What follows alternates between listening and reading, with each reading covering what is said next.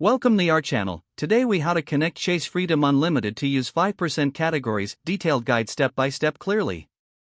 To connect your Chase Freedom Unlimited card to enjoy 5% cashback categories, start by logging into your Chase online account.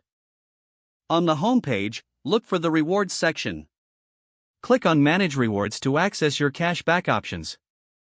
Next, find the option labeled Activate 5% Categories. You will see a list of available categories for the current quarter. Select the categories you want to enroll in for your 5% cashback. After making your selections, click the Activate button.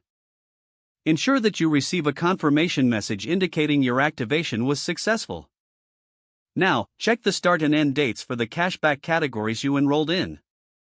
Take note of the eligible purchases to maximize your rewards. Finally, use your Chase Freedom Unlimited card when shopping within those categories to earn your 5% cashback.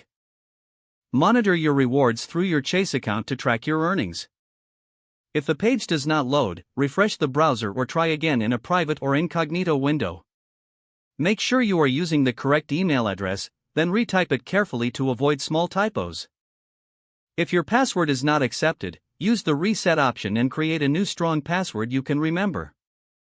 Check your spam folder for verification or security emails, then complete any requested confirmation steps.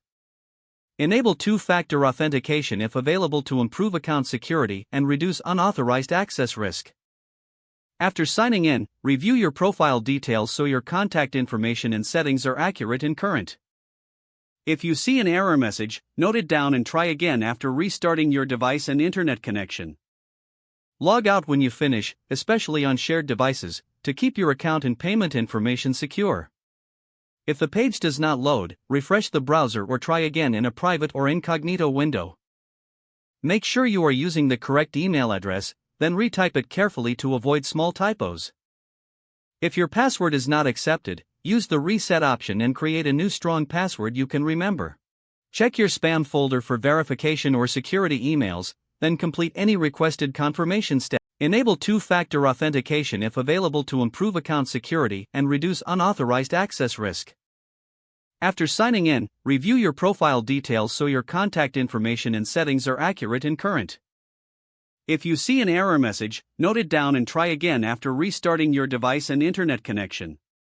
Log out when you finish, especially on shared devices, to keep your account and payment information secure.